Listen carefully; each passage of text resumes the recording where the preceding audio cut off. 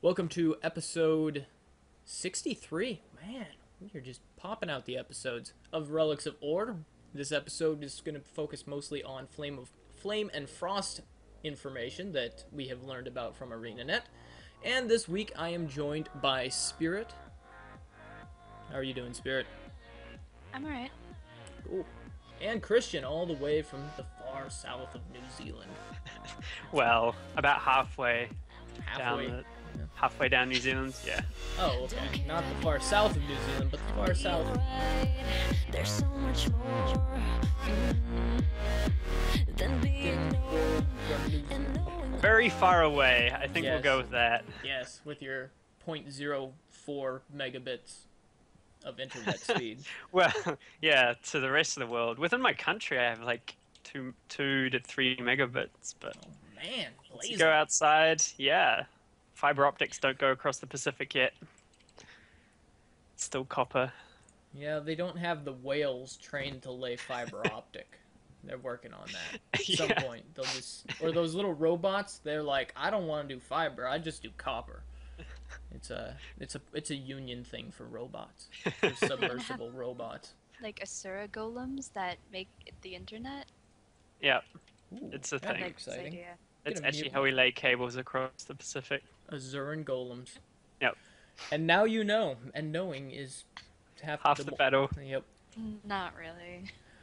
So we've got a January patch that is coming out in 2 days, actually a day and a half, probably. It is out on the 28th of January. It is called Flame and Frost, and there's quite a few things that are coming along with it. One of the things, there's going to be a new story, there's a bunch of new items. Let's go ahead and take a look first at story.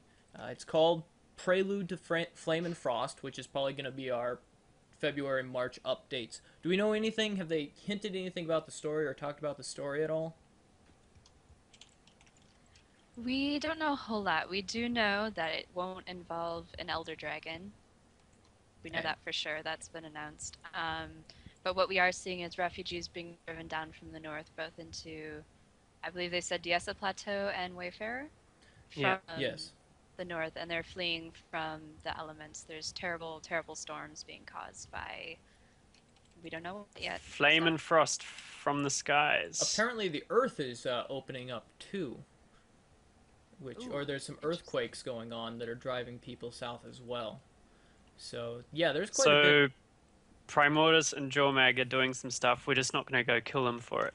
Well, it could be that, or the so we know that we're not killing a dragon. It could be related to the dragons. They never said it wasn't related to the dragons. They just said we won't be confronting. Also, they said that there will be no unicorns with this update. Oh, Because That that's important to That state. exploded Describing. on the forums for some reason. Like the forums Yeah. were like, "Oh my goodness, unicorns!" and Confirmed. It was like, "What? What?" So no unicorns. But it could be something along the lines of maybe the elementals are being chased away from their more region from like a region that they're in, and they're bursting out of the earth and that sort of thing. So we could be seeing a lot of elementals that will be fighting that are running away from dragons or some such, which could be exciting. Do you think we're going to see any significant zone changes with this storyline? Do you think that they're going to try and rework some stuff, blow some things up? I don't know. Well, they keep but- saying that they're going to add more dynamic events to get people interested in old zones again. We haven't really seen that yet, but I suppose if there's, if there's story that's driving events around Wayfarer Foothills and Diesa Plateau, then I'm sure they'd tie that in with some meta events in that zone. So those two zones, maybe we'll see some new content and people, to get people back into them. I like chat room's theory that it is a Game of Thrones crossover. So what we'll be seeing is a lot of politics and very possibly Codicus assaulting and trying to take over the Throne of Swords. We have one of those. We don't, but Oh. he's a little bit crazy. I mean, he does have Codicus's manor as like his dungeon. He is so the 1%. He is the 1%. Moros made it out of all the exotic swords people are throwing in, trying to get zapped. Oh. Don't you wonder where No. your items go? I think Maybe. Moros just So he probably stole it having from Zamoros. Yeah. Or That's he is unfortunate. Samoros. That's how he's so rich. Whoa. Yeah. Heard it here first, See Dun, what people. I dun, did there? dun. Reveals. Oh, I need a tinfoil hat. Can I get a tinfoil hat? I would wear it on the show. we need to get tinfoil hats. We need to make them. We'll Okay. we'll get around to that because eventually we will go into some heavy tinfoil hat stuff. One thing that is Exciting. coming out is also they're actually adding something onto the store, which we talked about how there's just not a lot of great stuff. Well, there's not a lot of stuff on the store right now. Yeah. That's really driving that, and so they are adding a few new items, I do believe. But one of the big ones that they have revealed is the Quaggan backpack. Are either of you interested? I would rather it be a live Quaggan strapped to my back, and he just So makes it's just clown wriggling noises there, and flails going, his arms. "Put me down, put me down." Yeah, This is not but you know cool. So true. the faux Quaggan. I would take care of him. And But then when you're I needed my strapping him to items, your I would back. go Quaggan, Quaggan. Like Dora goes backpack, backpack, and then he would give me my items. This is what I want from my game, okay? And then when you open your map, he's all like, "I'm the map. I'm the map. I'm the map." Yes, but he doesn't Yeah. shout because Dora is very loud. So my question being, would that make this the treasure script swiper? Yes, do it. All right. So there we go, guys. Little did you know, Dora the Explorer has made its way into Guild Wars 2. So It was 2 is actually Dora the Explorer Online. Dora the Explorer Online. that's disturbing. All right. That's terrifying. And completely inaccurate. Thank God. I don't know. We could probably make it work. But we can so make anything work because we got this. it's true. Haven't you seen all the characters? There's a Norn that's a Hulk. I've seen Oh, that's Sailor Moon true. in game. I've seen There Santa, are some amazing Power actual Rangers. It's the character guy from mixes. Toy Story. I Oh, just Buzz got a. Lightchar. Buzz Lightyear, yeah. Does he have? And- He doesn't have the dome top Or though. no. How does? Do they Uh, use like the wing probably. set, or how does that Yeah, work? exactly. It's the Oh. the one from the gem store, Yeah. the light set, and it's got the crazy shoulder pads on the char, and it goes like this, and then he dyed them purple on the edges. Oh, Yep. They're awesome. that's amazing and kind of frightening. So it'll be interesting to see. Back on topic, it'll be interesting to see what they do with the gem store over time and what they're going to add. It is looking like they are going to be focusing, hopefully, more on getting more and more cosmetics. Although, what do you think about? I mean, the Quaggan backpack cover kind of. Do you think that breaks immersion, or do you think that that's going to be just perfectly fine? No, it doesn't break immersion anymore. We already than carry books on our back. packs. Yeah, so- the books that just float. Also, my staff fits perfectly inside my Mad King one, so I don't think it breaks immersion any more than any of the other things. Yeah, I'll agree with that. Moving on, we're going to be getting our first. Wow, we're moving quick. We're going to be looking at the dungeon revamp is going to be hitting. There's a lot of stuff that's happening with that. Christian, what exactly are they going to be doing in the January update with the dungeons? I don't actually. I haven't read the official statements, but I'm just kind of making things up from what I've heard. But like I know, they're changing the way waypoints work. Like this, I know for sure is happening. So that you can now only use waypoints in dungeons if everyone in your team is out of combat, which means that the whole waypoint res rushing a boss thing is no longer possible. Because apparently that was a problem. Because it's not skillful play for one Guardian to hold Giganticus Lupicus by himself and not die while the rest of his team spends 2 minutes running back through a Ra to catch up to him. Yeah. But that's their call. It's their game. And so then to compensate for that, I think they're making slight changes to allow for the fact that now obviously it's going to be a lot harder. For example, we just did Crucible of Eternity, and Test Subject Alpha is kind of a mean boss, which requires a lot of res running because lag or whatever other reason means that even if you try and dodge roll at the right time, it's not always going to work, and he will one shot you into the down state, and then you're pretty much going to go down all the way after that. So I think they were saying that fixing that by tweaking health a little bit on certain bosses, which which I suppose helps on some, but on others it won't because it's more damage that's the problem. It's not how long the fight lasts, it's how much damage the boss can do in a short period of time that affects whether you die or not. So Yeah. then that I think that's mostly what's happening in January, but ongoing is the ongoing rework of the boss fights so that they are better basically, and that they're not just 10 minutes of repeating the same action over and over. So So if they do interesting. have a ton Yeah. of health, they want to put phasing in, or reduce the amount of health. Apparently, there's going to be some of the revamped bosses actually in the January update. I was not expecting the full revamps to occur until after January, and just expecting nerfs. Okay. They did a reveal on the forums actually, where Daniel Hruda, or not Daniel, Robert Hruda, or however you pronounce his last name, Robert H.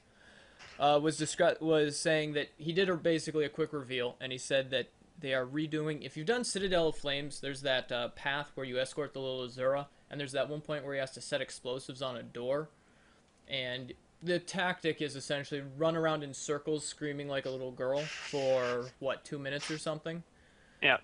You don't really try and kill anything. You just try and stay alive. And the tactic, the optimal tactic right now, is you send one person into the room. They run around until they get defeated, and then another person runs into the room, keeping the event going.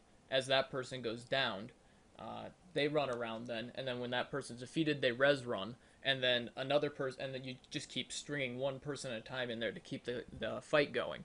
Obviously, with res running, that's not going to be possible anymore. So they revamped that fight, and essentially there is one elite character that is going to be an elite char that is going to march towards the little Azura that's setting up the explosives, and then he's going to spawn endless waves of normal mobs so that you can AoE the living daylights out of them.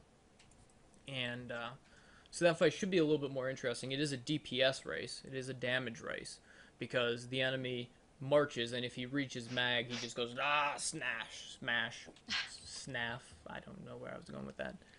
So control is not an option. I think you can slow him. There is I'm not entirely certain specifics. I suppose on we'll the find fight, out. But what do you guys think about that change To Mag specifically, or the dungeon? to Goes overall. to that fight? I Well, mean, how do you think that that's an improvement? Do you think that that's them going in the right direction with their dungeon fights, or? I think the way it was before, like, so how it used to be, I mean, the first time we did it, we actually fought and killed things while that happened. So, you know, eventually the strategy boiled down to just running around because that was most effective. Now, if it's just a DPS race, that makes it really one-dimensional and means that, I mean, we can't judge because we haven't done it yet, but my gut reaction is if it is just a DPS race, then that's kind of boring because you don't actually have to try and figure out how to do anything. You just kill everything as fast as you can, which means that characters who can't DPS very well because they're better at control or support can just like go cry in a corner because they're not much use in that fight anymore. So if you have a heavy control character, I think there may be a level of strategy where any characters with knockbacks or pulls, what you'll probably do is you'll strip off his stacks of defiance, and then you'll pull him or push him away from mag, and that may be one level. So that may be the That's place what where I'd hope to see, and that still kind of brings up the issue I have a little bit with Defiance, and that most of the time it's not worth trying to do that kind of coordination and strip Defiance from bosses. But if you can actually do that effectively in that fight, so that you do get a good benefit from using 5 stuns on him to then pull him back, then yeah, that'd be good. So that could add some interesting levels. Now that one is not. They have said that they're going to be adding phases to a lot of bosses. This is probably one that is not a phased fight from what he hinted at. So do you think we might see, I don't know, reduced health on him? Spirit? Probably. If not gonna add phasing. They've got to do something to make it just not an absolute slog of pressing one, throwing conditions on him, and falling asleep at your keyboard. That's what a lot of bosses are for me right now. So we should probably do an interpretive musical ensemble similar to the end of last episode. Do Which, we need if to turn that into a barbershop quartet? I don't know. I mean, it would just be four characters sitting there hitting one on their bells Or for maybe some however press long. two. Oh, that's true. Well, that's why you have the bells, because you can emulate whatever key presses you need to Yeah. do for the fight. So that'll be interesting to see. I'm looking forward to the revamps on the dungeons. They're also going to be doing some significant revamps to the achievement system, which we talked about a little bit last week. Not as much on the show that actually made it to YouTube, because the other one was just an adventure in podcasting. And so one of the things is they've added these laurels. What do you guys think, Christian? What do you think about adding an actual resource to the achievement system where you can actually spend it? First of all, I wondered, well, hang on, we've already got a reward from our daily. Do we really need another one? Can't we just trade in mystic coins for the stuff? I guess the point is that these are non-tradable. I don't know if that's been confirmed, but I presume Yes. that that's got to be the case. So I suppose that's if you have yeah, they didn't get mystic coins right the first time, and now they needed to add something new to get it working properly so that it was non-tradable reward. So you would actually want to use these things instead of just selling them. Now, Spirit, have they said anything? Is it just dailies that they're planning on tying this to, or how is that working with these laurels?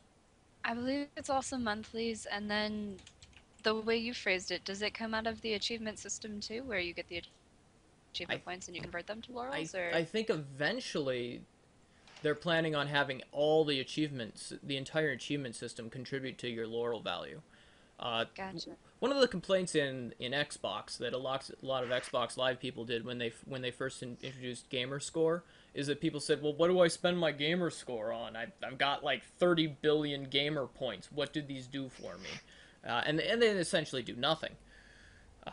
So they do now. They won't. Yes, Evie's right in chat. We will not be getting all achievements yet. It's just dailies and monthlies now.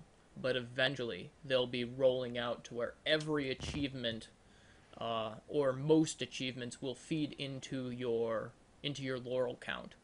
So you'll get an actual value return on investment for those. Do you think that that's worthwhile? Or do you think that that is?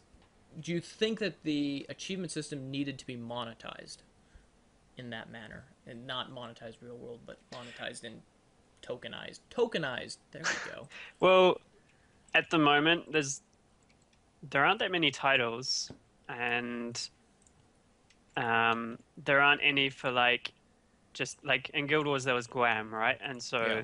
no matter what achievement you are hunting, you were building towards one core title, and we don't have that in the achievement system in Guild Wars 2. There's no singular sort of this is how awesome you are kind of symbol, besides a number, but you can't do anything with that number.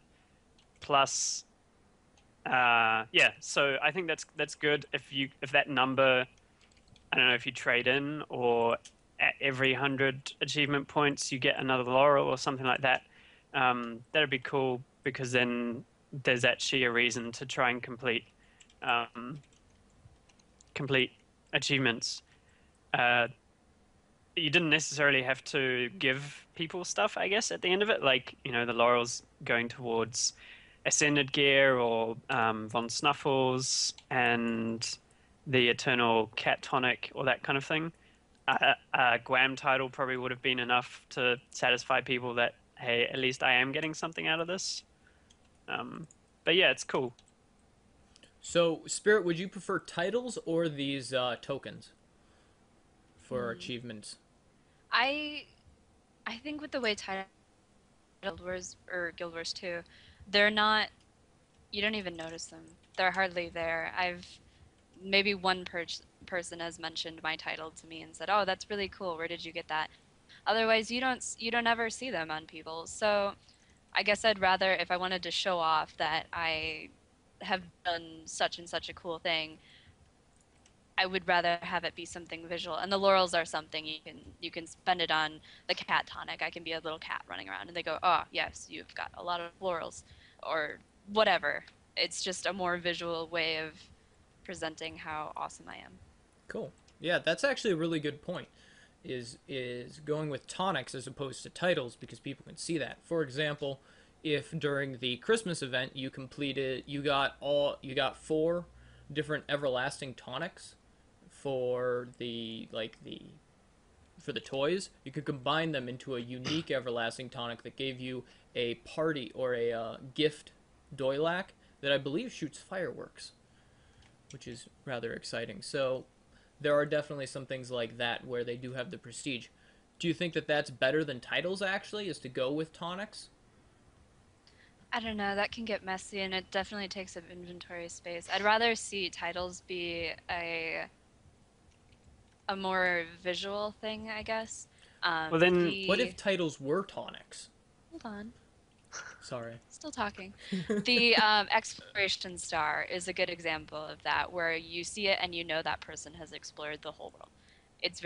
It's visual, it's non-intrusive, but you know what they've accomplished. So maybe more things like that. PvP. And then it sucks to be you. But Yeah. you've still explored the whole world, so you're awesome. Good I for you. think tonics are good, and if they did tie them to achievements, then they would have to, like the mini pets. Well, yeah, so tonics or mini pets, put a collectible tab in the bank, and then no one will complain. Or like, Yeah.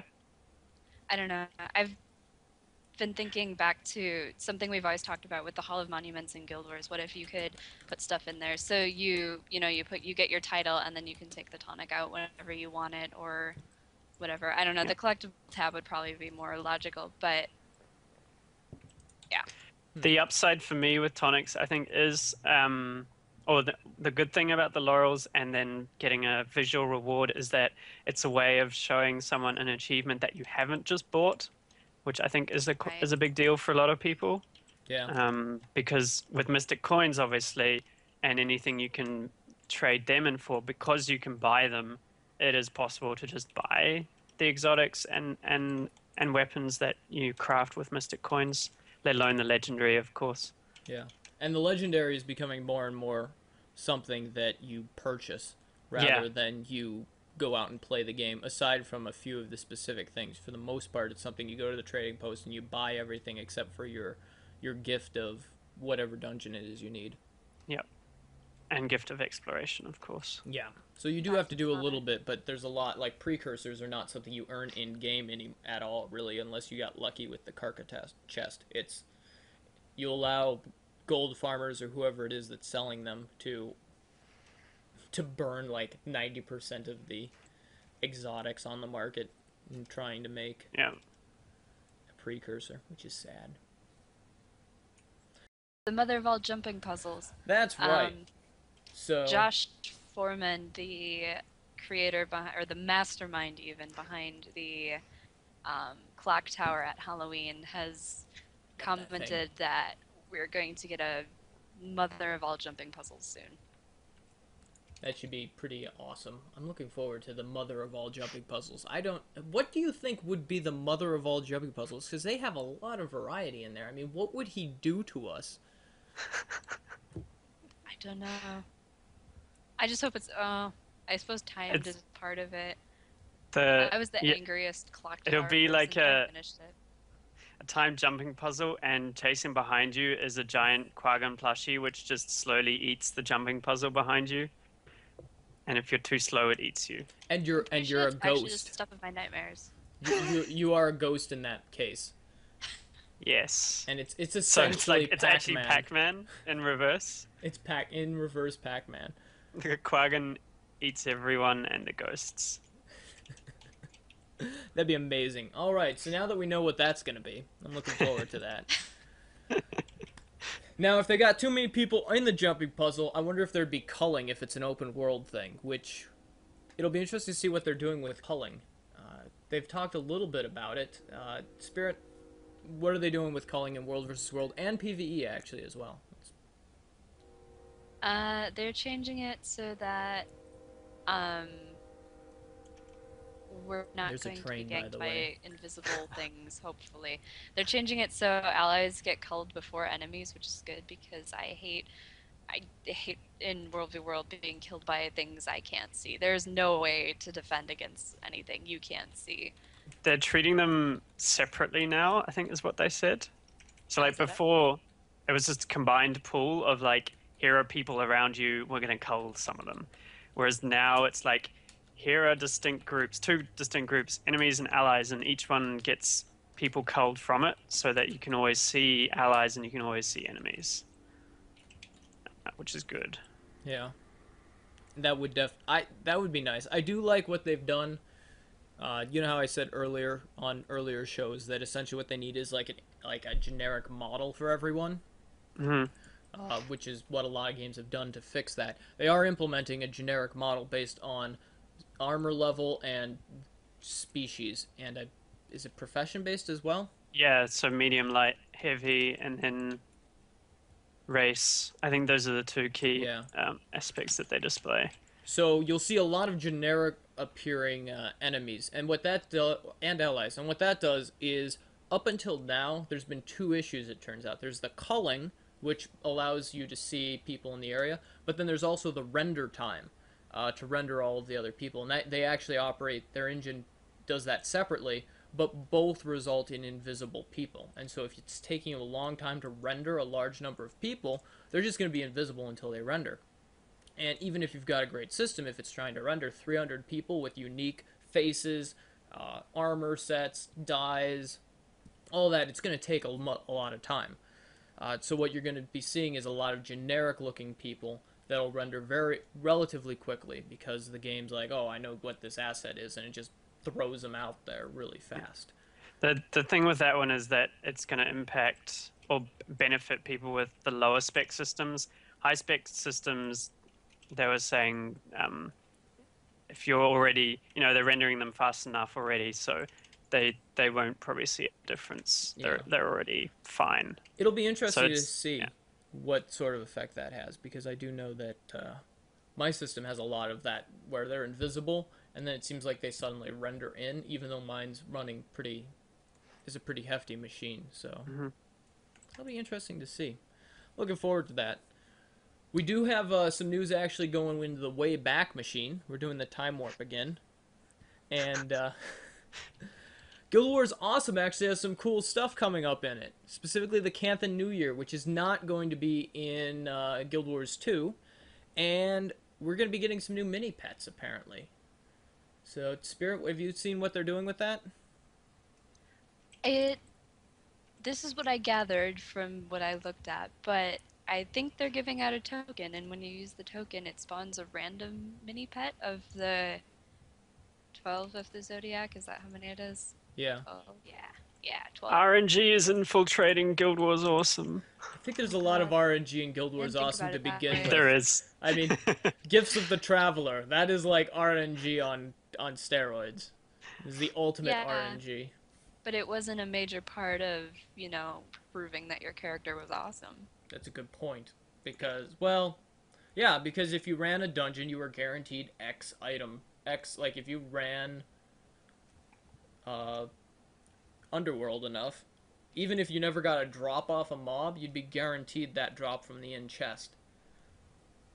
So that's interesting. Guild Wars 2 has not implemented guaranteed in-game chest drops like they had in... The dungeon reward tokens. Oh, that's a good point. All right, there we go. Countered. So, kind of, but different. Yeah. It would be nice, though, if, like, you were guaranteed a lodestone at the end of every dungeon as well. Yeah, actually, that's something that gets talked about a lot on the forums, is the idea to somehow try and make lodestones a little bit easier to acquire, because, of course, it's so expensive right now, and blah, blah, blah, that you could get soulbound lodestones by trading in your dungeon tokens. That's actually not a bad idea. So, yeah. I wouldn't mind that.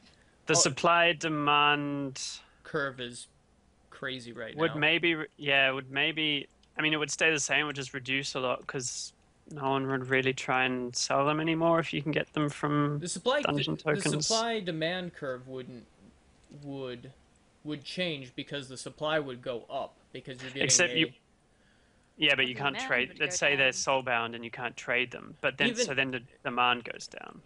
right, and which shifts the supply demand curve because technically the supply would be going up. It's just a different way of Gotcha. it. So economically, there would be a massive shift on the market. Uh, there you'd still get the people purchasing off the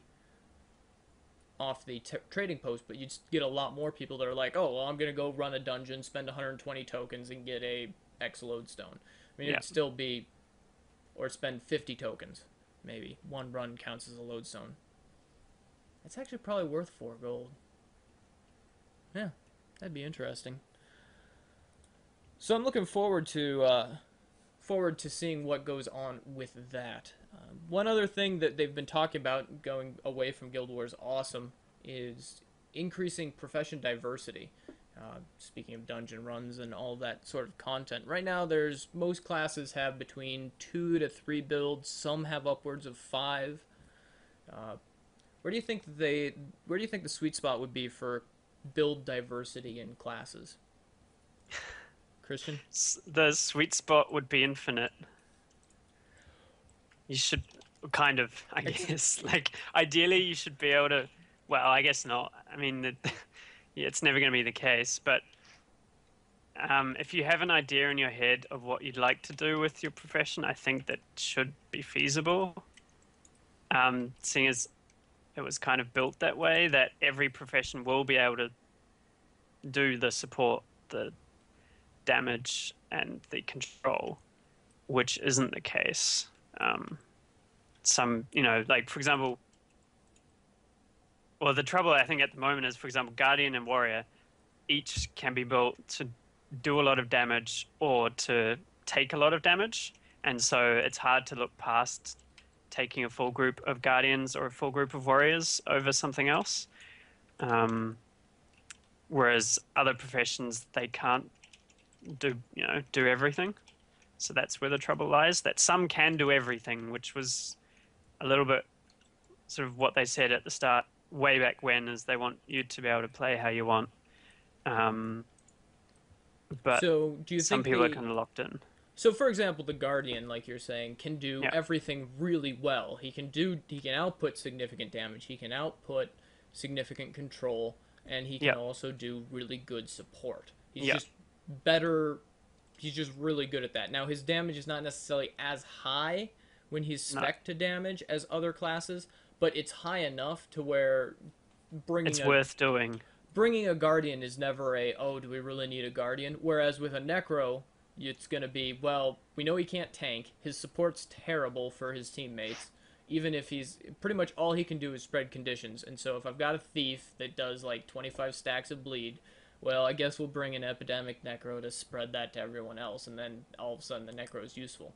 But it's a very narrow focus. And yes, I'm Right. whining about my primary class. Because that's what I you tried do to- in I- MMOs. We all do that, I think. I tried to avoid that by not bringing the Mesmer up and instead talking about the Guardian. Does the but Mesmer yeah. really do tank well, though? Well, The control? control. I mean, the Mesmer's always been built around control, but it's all stun and daze. Well, it's a lot about stun and daze. Tank, you can actually tank fairly well as a Mesmer. One, because you don't take aggro, and two, because if you've got 3 clones up, they take their damage mitigation because the enemy AI will attack them instead of you in certain situations. I don't have a tanky Mesmer anymore. I am totally glass cannon, which actually works out fairly well against most things. So I feel like the Mesmer's kind of in a decent spot. But we always think that our profession could do with buffs. So I feel, yeah, I would like to see every profession, you look at it and you go, okay, I want to build a necro tank and for it to be viable. Yeah. Because then that truly means that the Trinity is gone. Yeah. Because you can do whatever you want. And then you think, well, why bother having armor classes in the first place? And that's so that you know it's a challenge to build a necro tank. So you need to do it in an interesting way, which is Yeah. what builds, you know, Well, build technically, making interesting. yeah, the way that they've got it built right now is that that if you go with a minion build, is the tank spec for Necros, and if the minions actually functioned the way they're supposed to, like actually attacking things and not instantly dying the moment that they walk past a boss, it would actually Yep. be super effective. Because I have had some boss fights where if you can get the boss facing a certain direction, my Necro can just stand there and just, but he can't take the cleave hits because his minions die, and he loses all his toughness when his minions die, and it's sad. Yeah. So then you just pop Plague Form and sit there and blind them. And do that for 20 seconds, Except- and it's great. Defiance makes me cry. Oh, that's right. Defiance kills blind. That's why I always take damage when I'm on a boss. Poor Necros. Yeah. Buff Necros. Buff Thieves. Buff Mesmers. Buff Nerf Guardians. Oh, Buff Guardians Nerf don't need Guardians. buff. Guardians Yeah. are fine. By Yeah, that. They what don't we need- should do is we shouldn't nerf things. We should just No, bring just buff everything everything up to else. the same level. Yeah. Remember when they first released all the professions and everyone was like, "Oh my god, this sounds OP," and like, yeah, well, everything else is OP. So Except you didn't know any numbers at that point, so you're like, "Oh, that sounds OP," and it's like, but what if it only does like 4 damage per tick or something like that? So it's kind of hard to say things are OP. But now we know Necros are not OP, except when they are, and then except when they are, and then they're really OP. But I mean, they have the best AOE in the game, so what can you do? I guess that's what that was. do they? Epidemic is insane because it's not capped Do you at have 5. someone else to? Ah, okay, yep. If yep. you're a good Necro that can stack conditions, Epidemic is the highest damage output in the game. Yep. Especially if you've got a Thief that's stacking stuff too. Then you're just like, everyone's got 25 stacks of vulnerability and bleeds, and the numbers are based on the Necros, and Necros have some of the highest condition damage in the Ah, game. okay. So when you take like a Thieves stack of bleeds that are doing like 60 damage per tick, and the Or 100. Necro spreads them, or 100 depending on how you're spec'd, all of a sudden it bumps up to like 130, 150 that the Necros per tick on everyone, and it's beautiful. It's a wonderful thing. So Yep. there we go. Okay. Necros So- OP. Nerf Necros. No, Epidemic OP. Nerf Epidemic. It's Don't- the don't, only I'll cry. skill we have. Buff Necros, nerf Epidemic. There we go. Problem solved. Okay. If they give us something else. Speaking of buffing things, that actually does not work as a linking sentence Just at all. just keep going. Just keep going. I run with it. Speaking of That's how buffing segues things, work. I'm pretty confident that we need to buff bots in Guild Wars 2. And this There we brings us to go. our bar brawl. Because they've been killing a lot of bots, and it's been doing some interesting things to the economy. Does anyone want to... So, have you guys been paying attention to what happens to the economy when bots get removed from the game? I know that Prices active- go up. Prices go way up. Prices go through the nose up. Like, they triple the cost of things on the trading post when bot waves get removed. Do you think that that's normal, or do you think that there's something else going on there?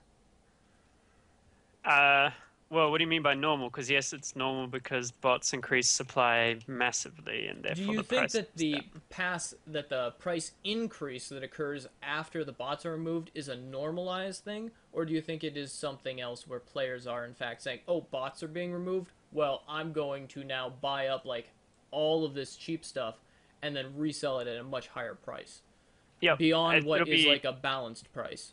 Yeah, it'll be a combination because as people watch prices, as they notice them shifting, they'll speculate, and if that does coincide with a bot ban and people actually notice bots not being there anymore, then yeah, they'll try and make a profit off that, which will then drive the prices higher until they reach the kind of market price. So, do you think that the final price is a fair price, or what are you guys' opinions? What do you guys think about the bots and their effect on the market? Pro, con? What a controversial question Yeah. to ask. Yes, it is. How do you go about I think the asking market will do fine either way, with or without bots, because it's free market, blah blah blah, all that kind of stuff. I'm gonna Um, make oh no, keep going. Yeah, no, that's pretty much it. I was like, the market will run itself with or without bots. We just have to bear the consequences. I'm going to make an insane statement that is probably going to piss off a lot of people. I think bots are actually a good force on the economy. I think they make a positive impact by lowering the price of tier 5 and 6 mats because most players, in my opinion, don't want to go out and farm in Guild Wars 2 because farming is so RNG laden that it's not a reliable way to get your trophies. You go out there and you kill something and you get what, maybe like 15 20 trophies an hour for tier 6 farming, if that. If that, yeah. And you need hundreds of them. So to get anything built with a tier 6, you need to spend 3 hours farming to get a full set of gear or that sort of, or even longer. Yeah, much longer. So my opinion is, feel free to tell me that I'm an idiot. I think bots actually need to be left in the game. They need to leave them in, let them do their thing, and let them function on the economy level. Okay, so first of all, you're an idiot, but I agree under the condition that instead of banning the bots, you simply strip their gold. Because the problem is gold sellers, right? So Okay. if the bot is just a supplier of the mats and the drops that they don't need, and they get money from the trading post, and then instead of just banning the bot, you strip all the gold that bot has acquired, then that could kind of work. But then, of course, you get into like money laundering kind of territory where botters will shift their money onto a different account. They'll give it to some Quaggan out in Mulu village, and he'll be like, "Ooh, Is he gonna coin." wash their money? Yeah, 'Cause they're in he's water gonna and wash they're- their money. Did you just Yeah. accuse Quaggans of money laundering? Yeah, Is I that what think just I think Quaggans are the money launderers of Guild Wars 2. They least suspected. Plus, if you ever get them mad, they will Hulk out. Well, no, So see, and this debt makes collection, sense. you know, it benefits them Oh, in debt man. collection.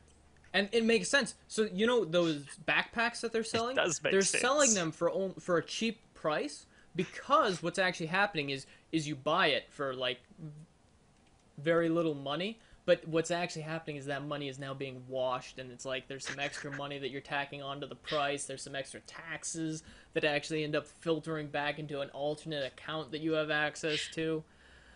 Man, those Quaggan are clever. Yep, Lacey was right. They are of the devil. they are of the devil. Quaggans are of the devil. It's true. So it'll be what I'd like is if people who are watching the show to actually write to us your opinions of the bots, whether or not their effect on the economy is good, if you like where the economy goes after bots get banned, and the sort of the effect, and any alternate ways that ArenaNet might be able to deal with that. Do you guys have any ideas for how you could actually increase supply? Aside from the obvious, increase the drop rate, because that, yes, they probably should do that. But then you too. you just shift the market. I mean, we'll still have the same fluctuation. It just sort of doesn't affect as many people. Maybe it still will affect someone if the price shifts after bots get banned, even if it's cheaper. So Yes. Well, it would make it more reliable to farm for people who don't want to be bored out of their skulls. yeah. But then, should we just give people things, or should you have to work to earn them? That's a good point. Well, you can have to work to earn them, but it doesn't. Working to earn them doesn't mean smashing your head against the undead waves over and over and over and over for hours on end. That is not fun for anyone. And the idea that that is how you would get like the good stuff is not okay. There we go. So Man, I was expecting you guys to like tear into me because I'm like, yay, pro bots, bots are awesome, and no, you're all like, we're gonna be nice and friendly. Ah, Bots are the devil too, so Quaggan and bots are the devil, but man. Jim Well, Barton. bots make price cheaper. How can you argue with that? yeah, ideally, things would be cheaper and we wouldn't have bots because, it is cheating. It is part of gold selling sometimes. And it would be, if bots were accepted, everyone would have an alt account running a bot. But It's true. I'm not going to argue against cheaper. If ArenaNet said That it would was be okay extremely to nice. bot, I would be botting right now. So, Yeah. While we were recording, I would bot 24/7. or like me, you just farm. So here's a question. No, Right I'm now. not a masochist. So here's sorry. a- What? Before we Oh, carry yeah, on, I go was ahead. going to say like increase drop rate. If you want to do that, then good places to do it would be dungeons, and Fractals already seems to have that because it's kind of tough for a bot to do a 5-man dungeon. So plus well, the downside to that, of course, is that if you take that out of the world, no one will ever be in the world because they'll all be in dungeons like they are in Fractals right now. So it's kind of rough. Maybe you need to tie items to event rewards and do it that way, so that you get at event completion you get a bag of goods and lovely RNG chance at some tier 6 mats or that kind of stuff. I don't know. I wouldn't complain about getting a random loot bag at the end of all achievements that are, or all events that is level appropriate. Yeah, so maybe like a guaranteed 10, well, I don't know the numbers, but X number of tier 5, and then maybe a 50% chance at X number of tier 6 from one of those bags. Just give us heavy loot bags for finishing Just them. give us more stuff, ANET, please. Yeah, come on. Give us stuff for free. So that'll be interesting to see. Because, I mean, the benefit of that is people will go to events, which is what they're always talking about, isn't it? Yeah. So Turn events into a... So that'll be interesting to see what they do. It might be interesting if they tie, I don't know, housing into farming for, like, specific trophies. But who knows? Running, like, a little farm, and then you get, like, farm-related trophies and that sort of thing. Or you mine and you get, like, idols and that sort of thing from mining and various things like that because you dig into a Grawl cavern. So, like, a random event in your house where, like, you've got this mine beneath it or something, and your miners are in there mining away, and then all of a sudden, random event every week where it comes back and it's like, you found X things. I don't know. yeah. Again, if you tie stuff to instances, then no one's going to leave the instance. Right, and that's... I would almost want them to do open world housing, but I'm not quite sure how that would work. Also, I agree, Psychov, we should totally be able to mine destroyers when we kill them. That would be amazing. ArenaNet. In WoW, you can mine elementals when you kill them. Why not? Because then we'd be a WoW clone. Nobody tell Chaz. It's a good idea, though. I mean, WoW is not necessarily... I'm WoW being- is the devil, being but an not ass. entirely. And now Being we an found ass. our actual bar brawl. Should we be able to mine elementals? Guild Wars 2 versus WoW. Begin. Oh. So that's pretty much it for the topics that we've got this week, but there's a lot of stuff happening in the Guild Wars 2 community coming up. I'm going to run through some big community events that are coming along. First of all, we've got the Doylak Parade, which happens every Thursday on the Tarnished Coast World versus World. So if you're on the Tarnished Coast and you're fighting Tarnished Coast, every Thursday, what happens is Apple Dainty will turns herself into a Doylak, and then escorts Doylax, and then everyone else that's there can come and use like a ruminant tonic and go and do the Doylak March. And essentially it's a Doylak parade. It's supposed to be peaceable. If you decide to crash that, there is an example that I have linked in the show notes where essentially 2 servers agreed to do this this parade. The third server decided to not do the parade and to attack them. And so the first parade only lasted about 3 minutes because of Fort Aspenwood. The result was that Fort Aspenwood lost every single thing on the map. All of them.